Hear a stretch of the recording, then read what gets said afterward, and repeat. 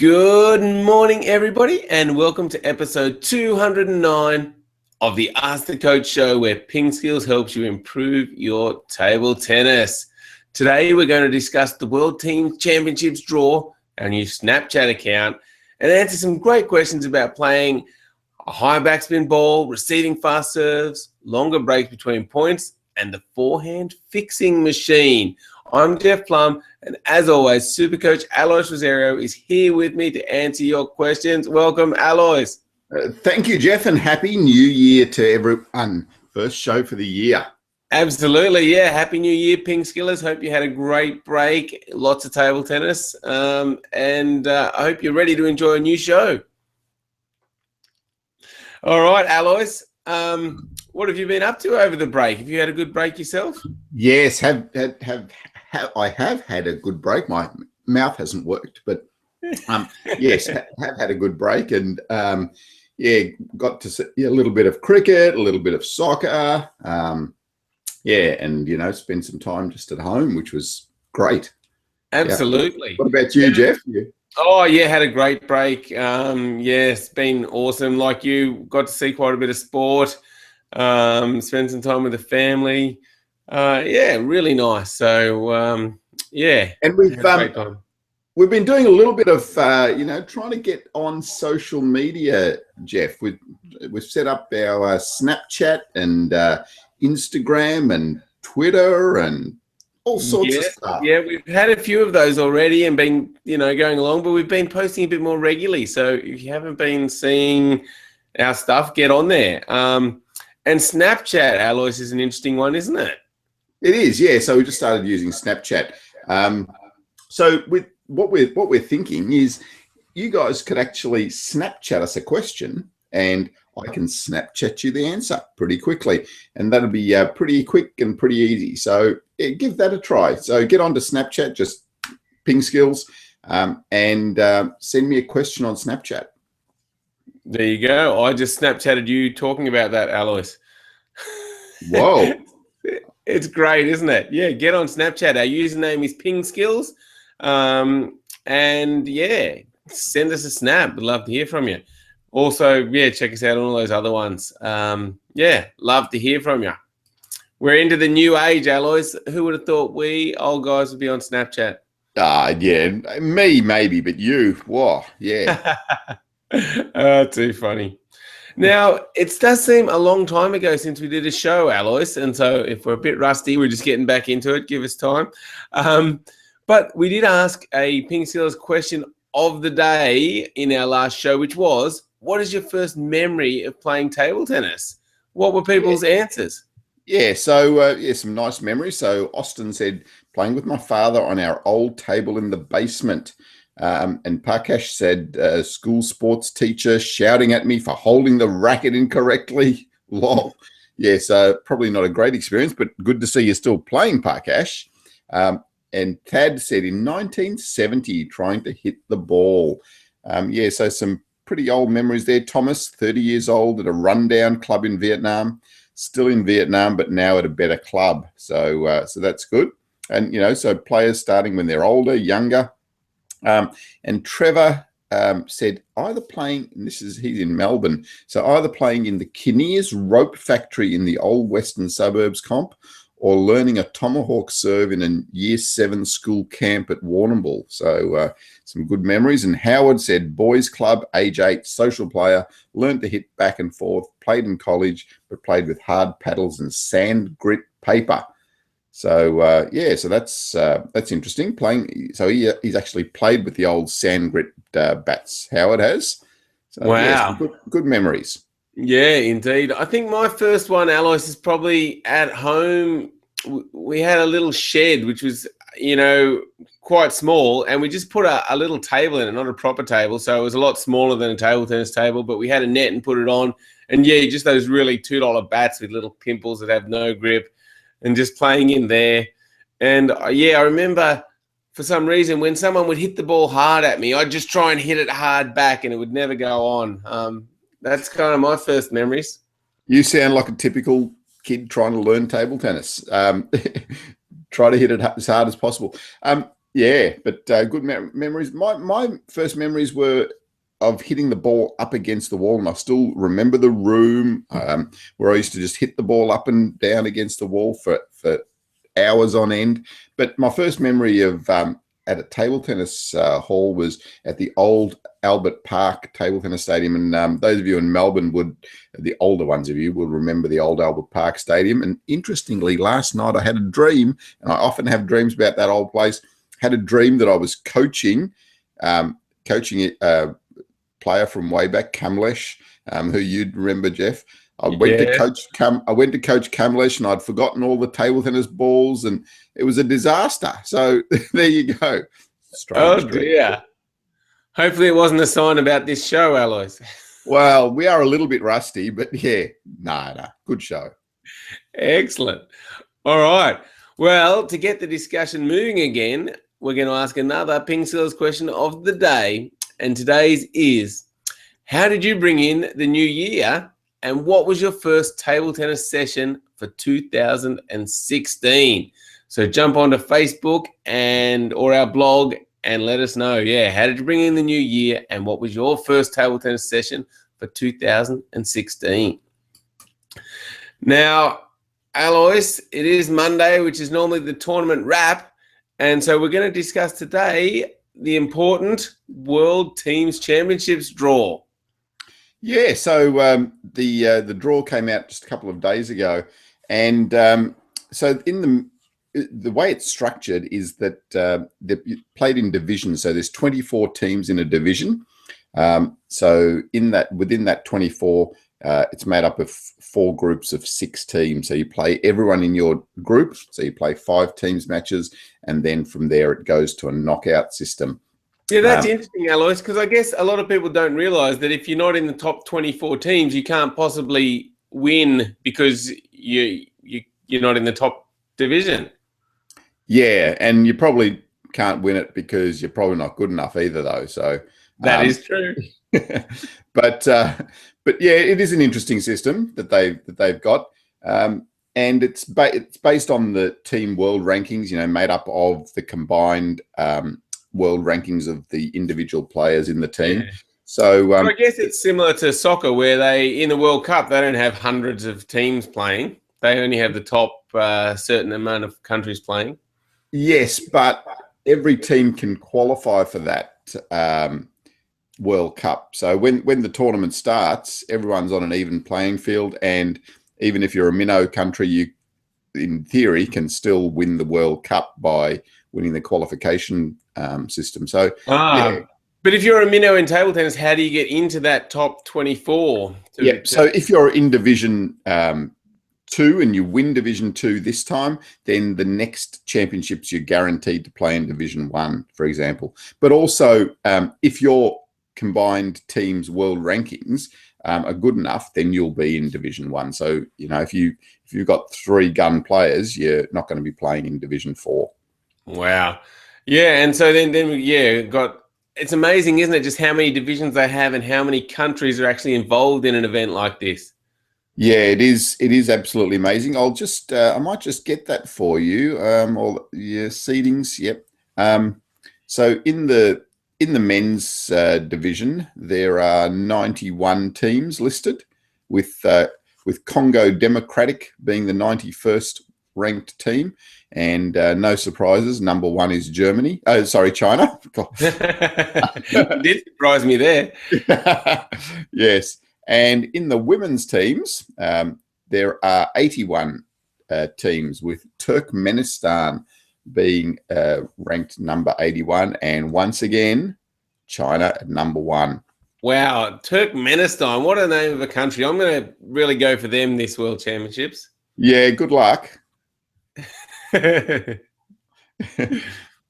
But yeah, I mean, it really is surprising the depth of countries now that play in the World Championships.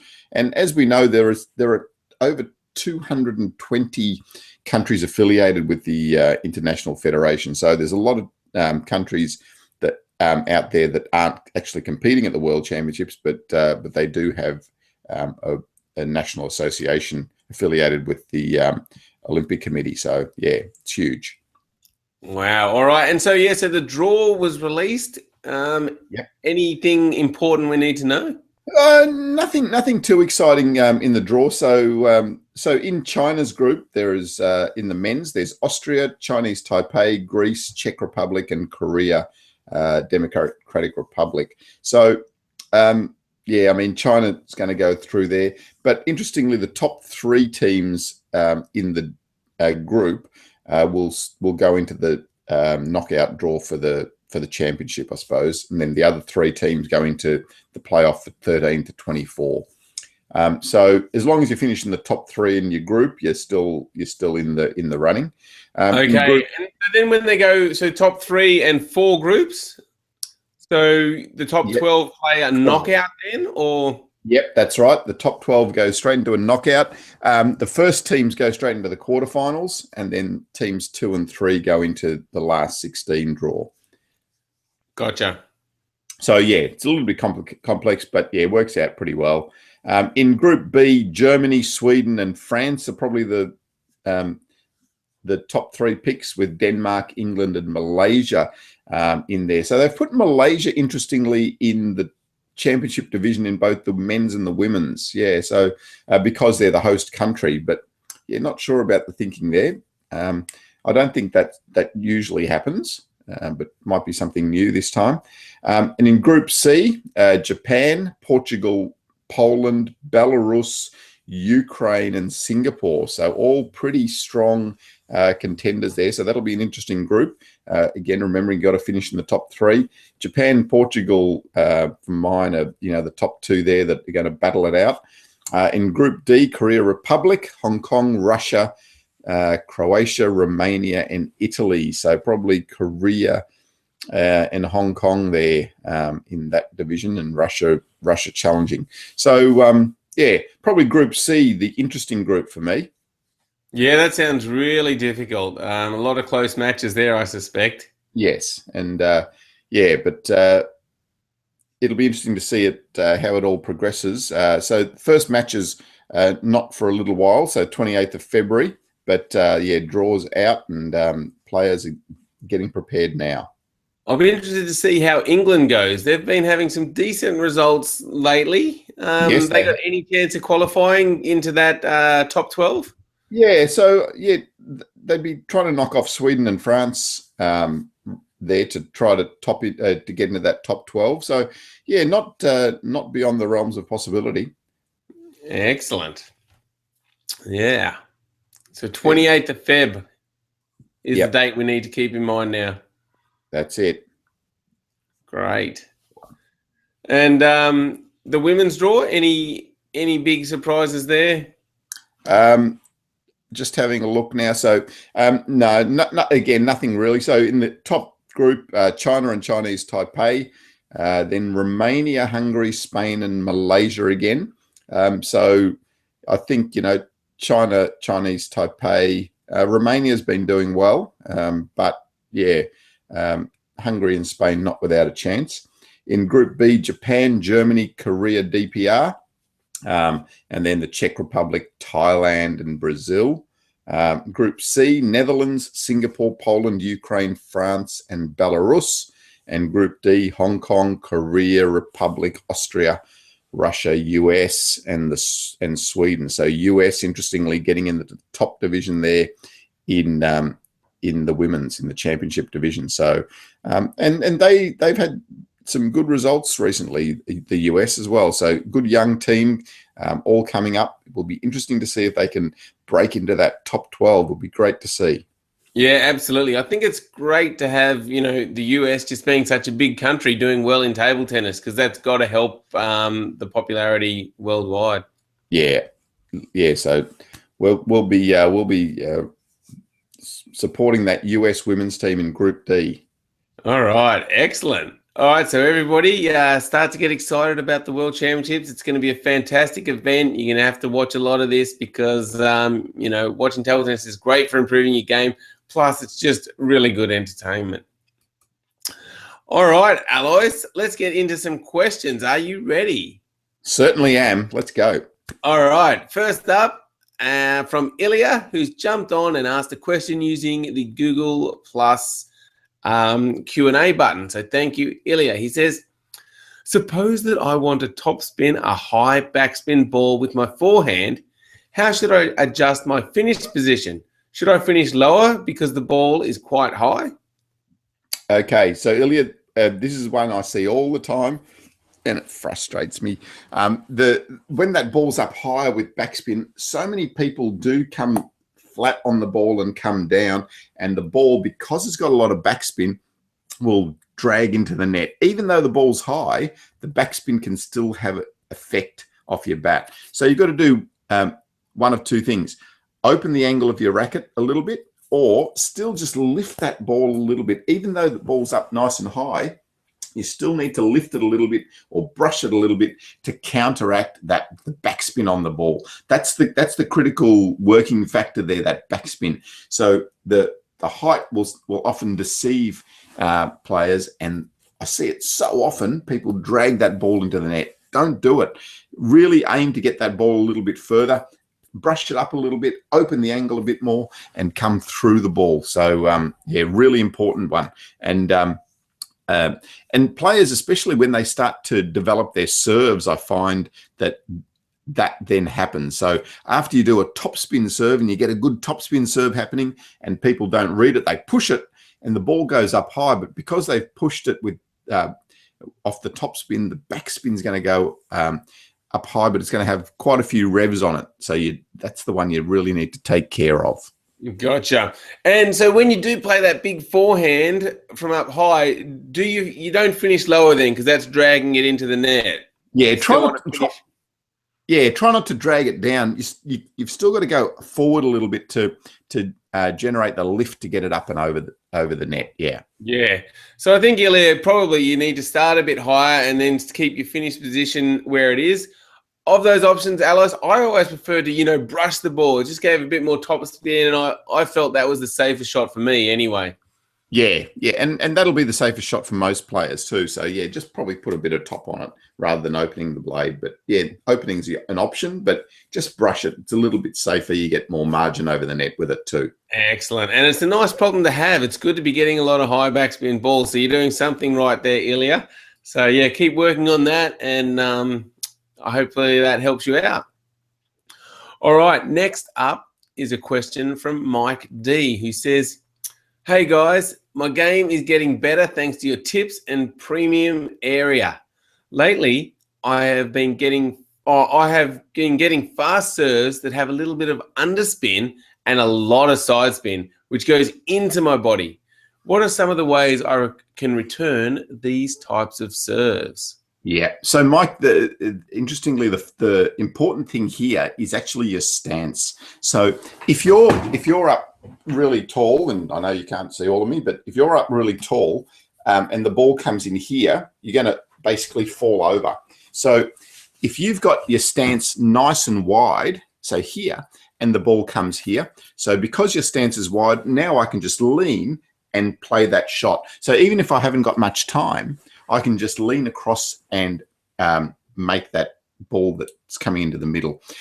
Also, when you're down lower, it's easy to just shift your legs a little bit and move sideways slightly, again, to give yourself more space to play either the backhand or the forehand from there. So the really important thing is just your basic setup. Make sure you're down really nice and low with a nice wide stance with your feet.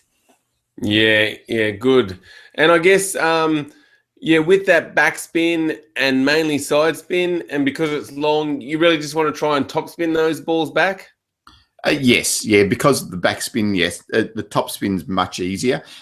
Try not to push that ball, because if you push it, it's going to create the opportunity for your opponent. So they've served the long serve, so they know it's going to come back long to them. So if you're pushing it, it's going to give them much more time. So get in there and make that position and make a nice top spin. Doesn't have to be fast, but make a good top spin on the table from that position. But get down really low.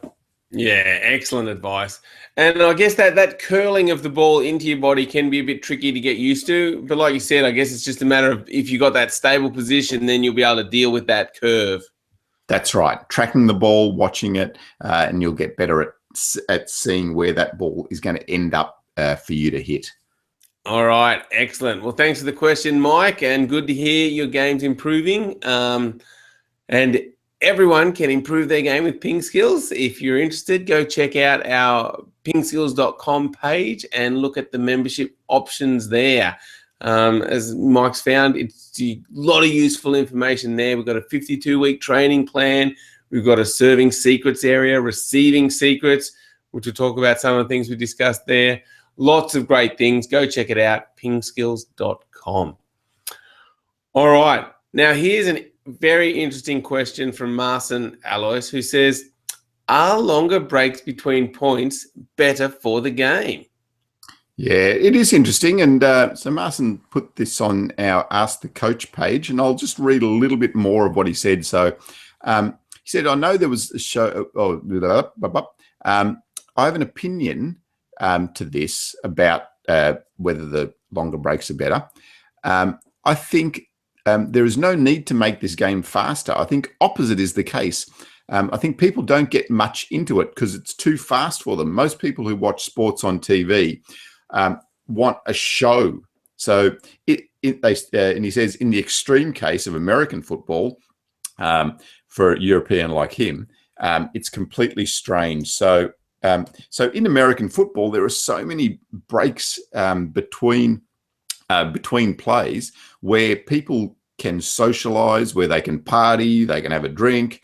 And so Marcin's actually saying that that's something that is missing when you're watching table tennis or watching table tennis socially, because you basically have to concentrate all the time during the game. And the breaks are even too slow. So he said, like, even for good commentators can barely keep up with what happens. So as a spectator, you have to stay concentrated, focused all the time, and it's hard, especially if you don't play table tennis. Really interesting thoughts, and something I'd never thought of before. Yeah, so it is, Alois. I'd never thought of that either, but doing some commentary, it is true. The points just go so quickly, it's hard to discuss what's happened in the previous point without missing the next point. And if you think about a lot of other sports, like I watch cricket, they have like probably a minute gap between balls. Tennis even has, probably 30 seconds between points. But even then, there's sort of, it seems longer because they're bouncing the ball a lot. And like you said, American football has really long breaks. I guess other high sports, like action sports like football, are a bit different because there's no real breaks. They're just playing constantly, but there are quieter periods where they're just passing the ball around. So, yeah, I mean, he said, I think Marcin suggested that they would implement it by the umpire having some kind of green light and the players couldn't play for the first 10 seconds or 15 seconds after a point. So, I really like his thinking, Alois. It is very interesting. Thinking outside the square, Marcin, I really like it. And so he was saying, you could have a green light, red light system. So, or the umpire just putting his hand up. So you're not allowed to serve until the umpire's put his hand down. Some other people commented that might be difficult to implement at the club level, and you're probably right, but it's probably not something that you need to implement too much at the club level. It's more when we're starting to talk about it being a spectator sport rather than a participation sport. So exactly, I think it would only be for events that were televised or commentated on, really. Yeah, absolutely. So interesting. We should contact the ITTF and give them Marcin's idea. Absolutely. Yeah, very interesting. I'd love to see a trial on an actual match. Yeah, very good thinking, Marcin. All right, next up, Alois, is another question from Ilya. This time he asked it on our Ask the Coach page. And he said, did you see the Topspin film? There is an interesting moment when Ariel Singh uses a belt that attaches her elbow close to her body called the forehand fixing machine. You can see this in the trailer at 2:49. And Elia wants to know, what is this fixing machine for? Yeah, so what it is, it's basically a prop that helps you to gain some feedback for yourself of what's happening to your body. So what Ariel does is she's got a belt and what's called a TheraBand. So it's like a rubberized band attached to her elbow there. So what Ariel's trying to do with her forehand is to try to keep that elbow in and not let it float out and move around like that when she's playing her forehand. So by having the rubberized band there, as soon as she moves that elbow away from that position, she's getting some feedback of, oh, okay, that's a bit more difficult. I must be moving my elbow out of position. Really useful tools to start to think about when you are learning anything about the game. So I'm lucky enough to work with a skills acquisition specialist through the work that I do with the Paralympic Committee. Ross Pinder is fantastic at that sort of stuff. And what Ross does is he finds ways to help athletes to get that feedback of what they're doing. For example, with one of the athletes, he's putting a pool noodle. So it's like a long foam thing. So just putting that above his head. So he's holding that there while he's playing his drill. And so as soon as he comes up, he knocks into the pool noodle. It's very soft, but every time he does that, he gets the feedback that now he's standing up. So he needs to get back down again. So yeah, just little aids like that are really useful to give yourself some feedback. It's not that easy to do if you're training by yourself, but if you've got someone there that can help you with those sort of things, start to think a little bit about how you can help yourself gain that feedback about what you're doing.